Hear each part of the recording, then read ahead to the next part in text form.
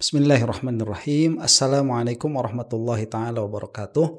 Alhamdulillahi rabbil alamin. Wa sallallahu ala sayyidina Muhammadin wa ala alihi wa sahbihi wasallam, amma ba'du. Ada seorang yang katanya Bunyai ya. Cuma saya tidak memiliki informasi ini Bunyai siapa yang mengkritik Nahdlatul Ulama di hadapan banyak sekali audiens. Dan audiens ini acaranya siapa ya? Ini siapa itu? Yai Marzuki ya, Marzuki Mustamar. Ada testimonial Gawagis. Nah ini kan Marzuki Mustamar ini dipecat ya oleh Nahdlatul Ulama. Dan sang katanya Ning ini, beliau itu mengkritiki kenapa NU sekarang itu kok malah jadi seperti partai politik yang sudah mengenal pemecatan. Dulu itu di NU kan nggak kenal memecat begitu ya, memang nggak ada. Sampai mungkin sekarang itu sudah mulai digalakkan dan memang diperlukan karena ini urgent.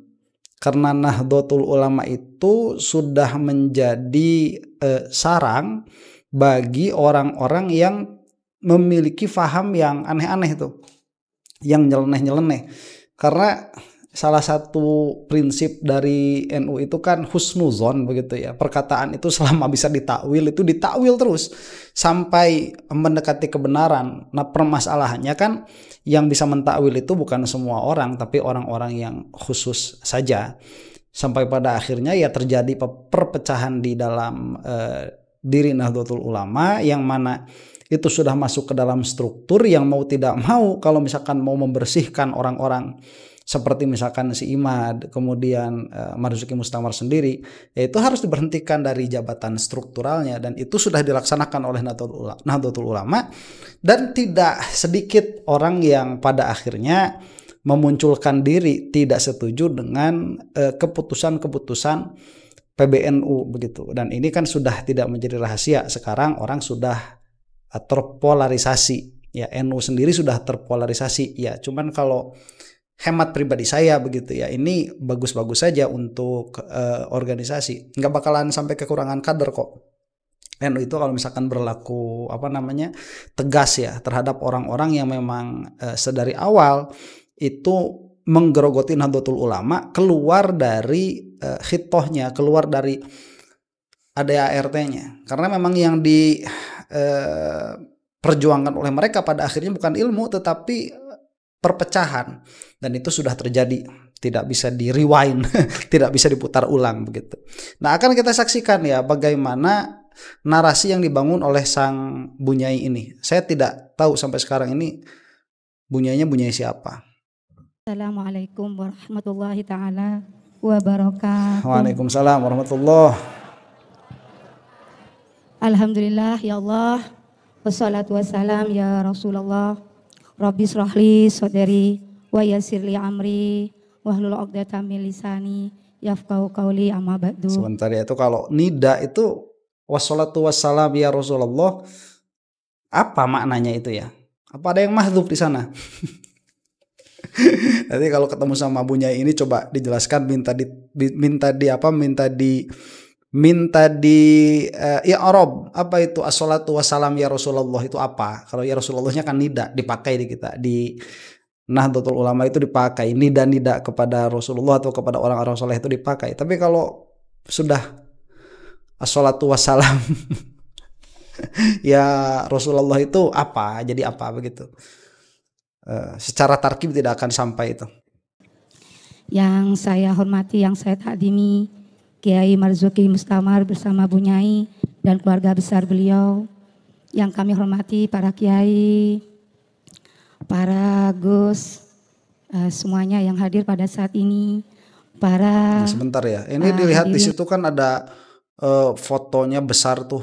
Siapa? Marzuki Mustamar ya. Entah ini mungkin sedang di pesantren atau apa. Dan hadirat hafidhakumullahu jami'an. Amin. Alhamdulillah saya diberi kesempatan malam ini untuk mengungkapkan rasa takdim kami, rasa kekaguman kami kepada beliau. Kami ketika beliau pertama kali mau berkhidmat di Kediri tepatnya, kami juga diundang untuk menyaksikan ikhtiarnya beliau untuk diberi amanah sebagai ketua PWNU Jawa Timur. Dan kami menyaksikan juga hari ini bagaimana beliau dikeluarkan atau diberhentikan. Saya cuma berpikir, ini NU apa politik ya? Kayak gitu. Oke, sebentar ya. Jadi ini NU atau partai politik itu sudah tidak bisa dipisahkan sejak tahun berapa itu ya?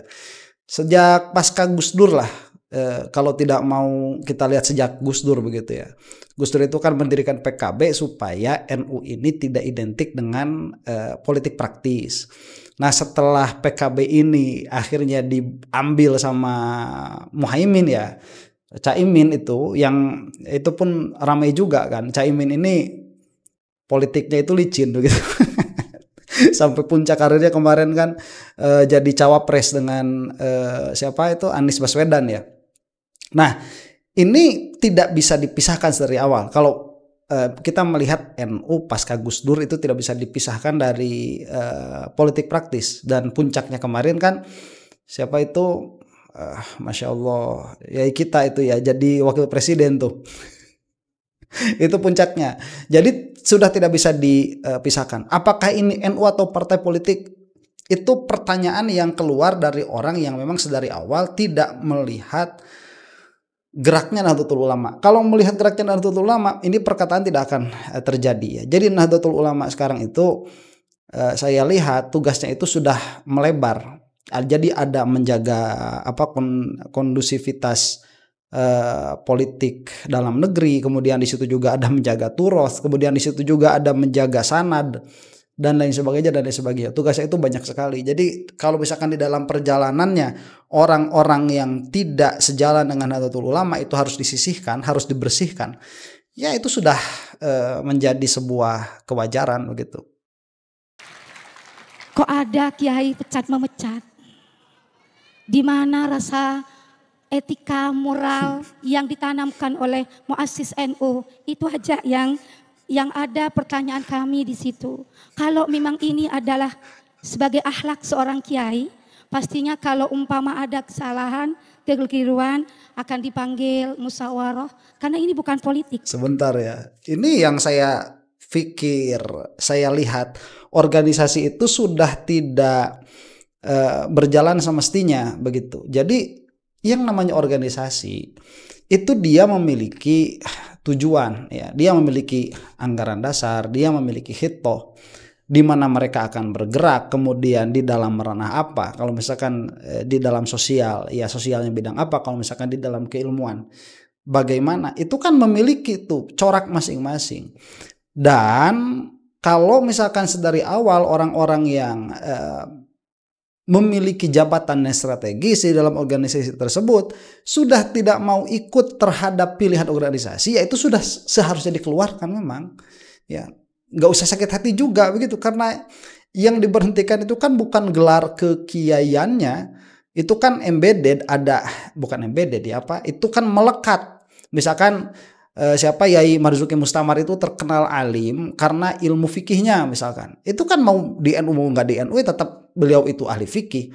Begitu. Cuman kan kalau sekarang disangsikan, kalau saya melihat Yai Marzuki Mustamar ini ilmunya juga nggak keren-keren amat begitu, biasa saja.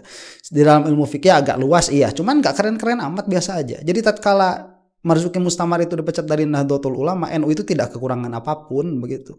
Dan kenapa misalkan dikeluarkan? Karena memang tidak sejalan dengan keputusan-keputusan yang diambil oleh PBNU. Kan selesai, semudah itu seharusnya. Dan kalau misalkan mau introspeksi, yang harusnya introspeksi itu bukan dari pihak Marzuki Mustamarnya, bukan menyalahkan pihak Nahdlatul Ulama.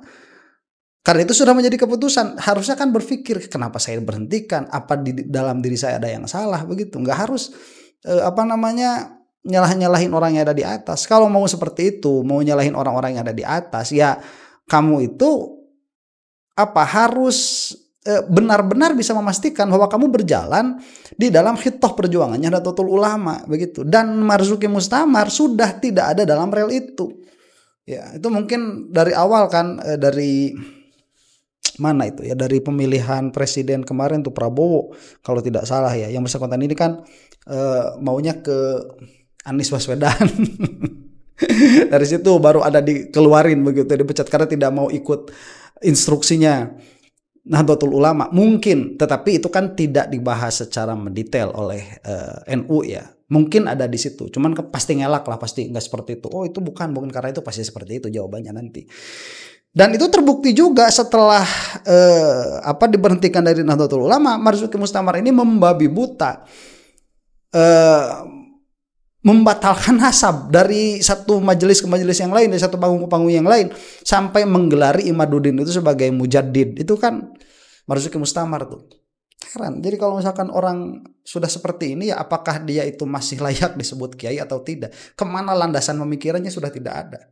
Jadi sudah nakilin saja, tidak memiliki pola pikir yang ajeg, tidak memiliki pola pikir yang koheren itu. Kalau politik nyaris dengan kepentingan, tapi ini berkhidmat di NU. Tidak ada apa-apanya kalau bukan karena ingin keberkahan di NU. Ingin menjadi santrinya Syekhona Khalil, ingin jadi santrinya Ki Hasyim Asy'ari, ingin jadi santrinya para muassis dari NU. Nah sebentar ya, kalau seperti itu mau menjadi santrinya, ya punya sanad kan selesai begitu. Punya sanad selesai itu sudah santri, gak bakalan keluar dari kelompok santrinya Mbah Hasyim Asy'ari insya Allah hanya karena dipecat dari Nahdlatul Ulama, selama ilmunya dipakai. Nah kalau Marzuki Mustamar ini kan guru-guru Nahdlatul Ulama yang nyambung ke Ba'alwi itu kan udah gak dipakai sama yang bersangkutan ini. Ya itu masalahnya di situ. Jadi kalau misalkan mau berkhidmat kepada Nahdlatul Ulama, ya ikut aturan-aturannya. Itu sudah konsekuensi, bukan milik kamu. Hei siapa Bunyai atau Marzuki Mustamar itu, Nahdlatul Ulama bukan milik kamu. Di atasnya itu banyak orang-orang alim yang mereka itu dipilih tidak sembarangan ya. Kalau di NU itu kan tidak hanya melihat keilmuan saja, juga dilihat kesolehannya di situ. Terutama yang di belakang-belakang layarnya itu. Seperti Rois Suriah ya. Yai Miftahul Akhyar misalkan, dan di belakangnya pun banyak kiai-kiai yang tidak muncul, dan itu pasti atas atau minimalnya sangkaan kita yaitu pasti atas persetujuan mereka, dan itu sudah selesai harusnya diterima. Kalaupun mau introspeksi kenapa sebetulnya, ada apa di dalam diri orang-orang yang tersisihkan dari Nahdlatul Ulama itu. Masuk kami, saya ingin jadi santrinya beliau, jadi santrinya Kiai As'ad Syamsul Arifin. Ini yang menjadi lekat. Kok bisa Kiai tidak ada musyawarah? Apa dengan jalan pecat memecat akan membawa dampak generasi penerus kita seperti apa nantinya? Itu ketika Gus Dur tidak sama dengan almarhum Kiai As'ad, beliau sendirian yang mufarokoh. Beliau tidak pernah yang namanya apalagi tetap takdim, bahkan keluarga besar Sukoharjo disuruh tetap hormat. Cuma dalam mufarokoh beliau tidak mengikuti Gus Dur. Hanya itu yang beliau lakukan ketika Gus Dur pada saat itu masih sangat muda, masih nyeleneh. Nah itu harus dilihat dari segi apa. Kalau misalkan dari segi keilmuan begitu ya, ini kan ada perkara-perkara yang zonniyat. Ini sering dikatakan ada perkara-perkara yang zonniyat, yang mana Nahdlatul Ulama itu tahu betul. Ini perkara zonni begitu tahu. Ini perkara qat'i, ini perkara zonni yang tidak usah dibahas. Ini perkara zonni yang memang harus dibahas. Ini perkara zonni yang memang harus ada ketegasan di dalamnya. Nahdlatul Ulama itu tahu sendiri. Dan para ulama-ulama dahulu misalkan tatkala ada bersitegang dengan Gus Dur misalkan, karena Gus Dur itu kan pernyataan-pernyataannya banyak yang katakanlah kontroversi lah begitu ya, banyak yang kontroversi, kemudian banyak para alim ulama di sebelakang beliau atau yang setaraf dengan beliau itu tidak mau mengikuti perkataan Gus Dur. Itu kan sikap pribadi, bukan sikap bukan sikap organisasi begitu. Itu harus dibedakan karena memang maudhu'nya berbeda, yang dihukuminya berbeda. Lah Kiai As'ad waktu itu sudah 95 tahun. Lah ini, tapi kenapa hari ini seperti ini? Lah ini pertanyaan, dan ini yang perlu kita doakan, semoga seluruhnya dari seluruh PB dan seluruhnya mendapat hidayah dari Allah. Amin. Allahumma amin. Nah sebentar ya, ini kan kalau hidayah itu dia dimaknai dengan apa ya? Ini Kita kan lucu ya, setiap orang, alhamdulillah, tapi setiap orang mukmin itu kan mendoakan taufik dan hidayah bagi mukmin yang lain ya. Tapi dengan pengertian yang hidayahnya sendiri. Ini tidak dimaknai. Misalkan kalau kita bertemu dengan orang-orang Wahabi kan suka begitu. Mudah-mudahan engkau mendapat hidayah sunnah, kan suka begitu ya. Yang mana padahal mereka ada di dalam kesesatan, ada di dalam kesalahan. Jadi sebelum mendoakan sesuatu itu, tahqiq dulu perkaranya itu apa. Karena kalau misalkan kita melihat ala hudan, yang ada di dalam hudan, kalau kita berbicara skupnya NU, itu ada pada Sawadul A'zam. Sawadul A'zam di NU itu adanya di mana? Adanya itu di sesepuh-sesepuh yang sudah memiliki sikap tertentu di dalam permasalahan tertentu begitu. Lah ini orang yang dikucilkan, dikeluarkan dari Nahdlatul Ulama, kemudian mendoakan mudah-mudahan NU itu semuanya mendapatkan hidayah. Hidayah versi siapa begitu? Dan apa pengertiannya? Makanya kalau kita lihat misalkan selalu ya, kalau saya ini referensinya tidak terlalu banyak. Kalau saya tuh referensi itu kalau sudah dapat satu yang bagus ya saya stick ke situ begitu. Kalau kita melihat Syekh Fakhruddin Ar-Razi misalkan membahas tentang hidayah, ihdinas siratal mustaqim, tatkala membahas itu panjang sekali hidayah itu maknanya apa dan kemana begitu. Jadi kita tahqiq dulu nih, ditasawurkan dulu sebetulnya hidayah itu adanya di mana. Dan kalau sudah masuk Nahdlatul Ulama, hidayah itu adanya pada orang-orang yang sepuh di atasnya itu tidak dipilih secara sembarangan, dan mudah-mudahan ini memang dijaga oleh Allah Subhanahu wa taala ila yaumil qiyamah, ada di dalam kebenaran ya. Meskipun ya dari segi yang lain saya pun melihat memang Nahdlatul Ulama ini sudah melenceng dari hitohnya begitu, dan ini bisa saya pertanggungjawabkan misalkan dari segi ustadz ya, asatidz yang memang menempel nama ke Nahdlatul Ulama itu mereka banyak sekali tidak memahami dan tidak menguasai perjuangan yang diusung sedari awal di dalam ADART-nya NU begitu. Itu banyak yang tidak memahami. Jadi dari segi yang lain, bukan dari segi memecat para kiai yang terlibat di dalam struktural NU. Kiai Marzuki adalah sosok yang kami sangat kenal. Beliau pendekar aswaja yang tidak pernah takut dengan halangan dan seluruh kendala apapun. Beliau adalah teladan kita semuanya. Sebentar ya, itu tidak cocok. Kiai Marzuki Mustamar itu tidak cocok dijadikan teladan, itu yang pertama. Kenapa? Teladan dalam hal aswaja ya, dalam hal sunnah wal jamaah. Kenapa? Karena yang keluar dari mulutnya Marzuki Mustamar akhir-akhir ini terutama begitu, itu bukan ilmu sama sekali bukan ilmu. Itu hoax yang disebarkan, dan seorang yang katakanlah tadi dengan label begitu ya pendekar aswaja itu tidak akan sampai datang dari majelis ke majelis, dari panggung ke panggung hanya untuk membatalkan nasab orang lain. Dan seharusnya yang bersangkutan ini tahu apa hukumnya, konsekuensi syar'inya di dalam membatalkan satu klan itu. Itu saya berulang-ulang katakan, ini yang dibatalkan bukan 1-2 orang, bukan 1-2 generasi, tetapi satu klan yang mana itu bisa sampai berapa generasi itu ya? Bisa sampai 20 mungkin, 20 generasi lebih. Ini bermasalah begitu, kok tidak ada kehati-hatian. Ini tatkala masuk ke dalam ranah itu membatalkan begitu ya nasabnya Ba'alwi, itu sudah masuk ke dalam ranah yang salah satu ranah yang paling berbahaya, mengakibatkan kalau setidaknya itu poknun nasab yang secara zahir itu disebut keluar dari agama. Terus seorang kiai dikatakan pendekar aswaja, datang dari satu majelis ke majelis yang lain, datang dari satu panggung ke panggung yang lain, memberikan subhat kepada pendengarnya, masuk ke dalam ranah yang amat sangat dekat dengan kekafiran. Mau bagaimana begitu? Ya, ini permasalahan. Makanya ditahqiq dulu. Seharusnya Marzuki Mustamar ini kalau mau memperjuangkan satu perkara itu berbicara dulu dengan sepuh-sepuh Nahdlatul Ulama. Lah kok ini tiba-tiba ngikut sama taklid begitu ya, sama hasil clippingnya si Imad, kemudian dengan serta-merta mengatakan Imad itu adalah mujaddid pret abad ini. Ini kan kalau misalkan dikatakan pendekar aswaja ya, itu sangat tidak pantas beliau itu. Dan sekali lagi lah saya tantang ini, kalau sekelas Marzuki Mustamar ini udah kelihatan kapasitas berpikir itu sampai mana itu sudah kelihatan. Koherensi di dalam berpikir itu sudah kelihatan. Saya jamin itu ya, Marzuki Mustamar itu di dalam hal keasyairohan itu membedakan khilaf hakiki antara Maturidi dengan Asy'ari dan khilaf lafzi antara kedua madhab ini. Beliau itu tidak mampu. Yakin saya tidak mampu. Yakin. Kenapa? Dari mana saya tahu? Dari cara dia berbicara, begitu. Udah kelihatan kok. Orang itu dia akan memberikan apa yang dia miliki, begitu. Kalau yang dia miliki itu memang adalah ilmu-ilmu yang tinggi, yang keluar dari mulutnya pun bakal itu.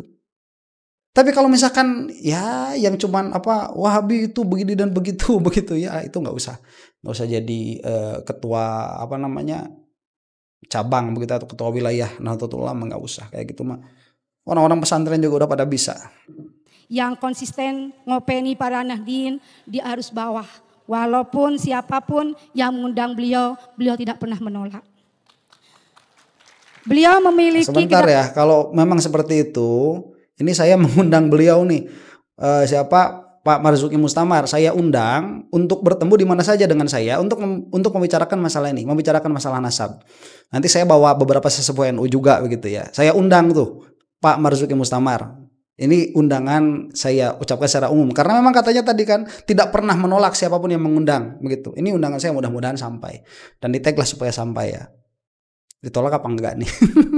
Kalau ditolak berarti ucapannya udah tidak sesuai dengan kenyataan ya. Kalau misalkan nanti, silakan saya datang. Kalau ada undangan dari beliau itu, saya bawa beberapa sesepuh NU nanti untuk membicarakan masalah ini supaya clear. Pengalaman ilmu yang menjadi pencerah bagi warga, utamanya warga NU. Ketika beliau hari ini dipersilahkan tidak terhormat oleh PBNU, bukan Kiai Marzuki yang kehilangan, tapi NU yang kehilangan Kiai Marzuki. Nah itu kalau misalkan Kiai Marzuki itu tidak kehilangan, nggak usah diucapin begitu. Ya sudah, berjalan saja ya, nggak usah kayak pasukan sakit hati begitu karena dikeluarin dari Nahdlatul Ulama. Apakah NU kehilangan? Tidak sama sekali ya. Kalau misalkan sosok Kiai Marzuki itu dikeluarkan dari Nahdlatul Ulama, NU itu tidak kehilangan sama sekali.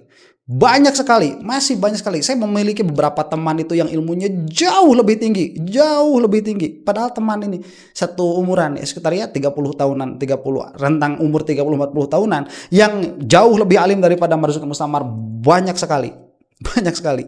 Ya, cuman ya nilai khidmatnya di Nahdlatul Ulama tidak sebanyak ya Marzuki Mustamar. Memang mungkin ya kalau misalkan secara aktif di dalam organisasi mungkin NU kehilangan ya, disayangkan begitu kalau Yai Marzuki Mustamar ini sampai berbelot ya, karena pembelotannya itu beliau dikeluarkan.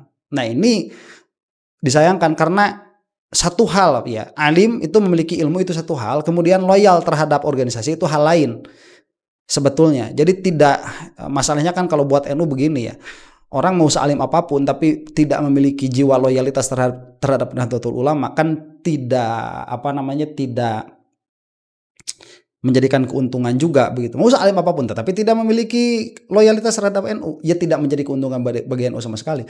Tapi orang tuh kalau misalkan dia itu bego ya ilmunya itu misalkan di bawah sekali tapi dia itu loyal terhadap Nahdlatul Ulama, ya itu sedikit banyak menjadi keuntungan bagi NU. Yang mana sayangnya sekarang ini banyak orang seperti itu. Jadi mau masuk ke struktural Nahdlatul Ulama ini kurang ketat.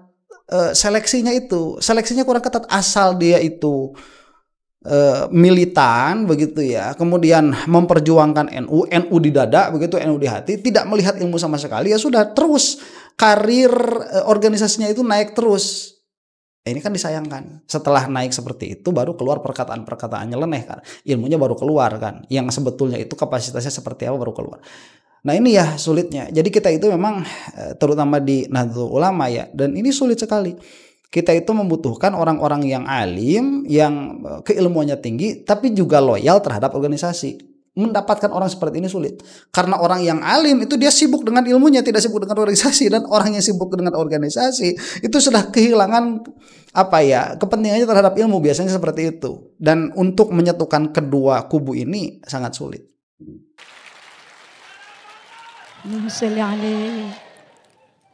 Kepemimpinan beliau tidak sekedar mengandalkan retorika seperti drama yang ternyata tidak sama dengan yang realita. Kepemimpinan beliau sungguh merupakan paduan antara kata dan kerja yang nyata. Antara nasihat dan sikap perilaku selalu sama, konsisten, tanpa drama, apalagi kemunafikan. Itu mungkin tak ada sindiran untuk siapa begitu ya. Ya, begitulah. Mencari sesosok Kiai Marzuki Mustamar hari ini sangat langka. Maka beliau panutan kita, kesabaran beliau, ketawaduan beliau, kesederhanaan beliau. Semoga tetap menjadi istiqomah dan tetap menjadi panutan kita bersama. Amin, Allahumma amin. Ketika saya mendengar dari media, mulai media massa dan seterusnya, kami cuma berpikir seperti ini. Oh, apa saya bahagia, apa susah? Susahnya karena dekadensi moral di tubuh NU dan di PBNU sudah harus dipertanyakan.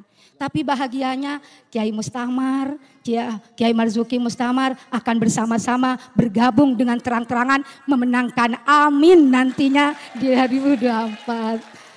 Begitu beliau tidak akan sungkan lagi, beliau tidak akan pernah pakewuh lagi untuk all out memenangkan amin di Indonesia. Ini adalah suatu hikmah bagi saya antara sedih dan bahagia. Karena kami memiliki kekuatan yang lebih kuat lagi, lebih solid lagi. Seorang ulama besar akan mimpin pergerakan kemenangan kita bersama. Amin, Allahumma amin. Oke. Nah itu ya kemarin tuh siapa Yai Marzuki Mustamar, dan ini kan sebelum yang bersangkutan ini masuk ke ranah nasab ya, dan setelah itu masuk ke ranah nasab yang mana sebelumnya itu kan di hadapan Habib Lutfi itu sangat takzim sekali dan lain sebagainya, tapi sekarang sudah lain ya. Nah itulah ini videonya baru lewat di beranda saya, jadi ini video lama ternyata begitu ya. Ini adalah video lama yang keputusan NU itu sudah tepat berarti untuk mengeluarkan Marzuki Mustamar dari struktur ya, dan sekarang itu kan lebih banyak lah orang-orang yang sudah memang terlihat dengan jelas. Jadi dari kalangan NU itu sekarang sudah terlihat jelas siapa yang suka membubar-bubarkan pengajian. Itu kan kemarin siapa, Habib Novel ya, di Brebes itu dicekal lah supaya tidak mengadakan pengajian dan lain sebagainya. Jadi ala kulli hal, pelajaran yang bisa kita ambil mungkin ya, kalau mau berorganisasi ya, organisasi apapun itu, kalau misalkan masih mau dihargai dan menghargai organisasinya ya harus ikut kepada perjalanan gerbongnya begitu. Kalau tidak mau ya akan seperti itu, dan istiqomah itu sulit, husnul khotimah itu sulit, dan kita mendoakan ya mudah-mudahan Yai Marzuki ini kembalilah kepada beliau yang dulu ya, yang koheren dan yang istiqomah di dalam berpikir. Demikian, mudah-mudahan kita semua ada dalam maghfirahnya Allah Subhanahu wa taala. Wallahu taala alam bisawab. Assalamualaikum warahmatullahi taala wabarakatuh.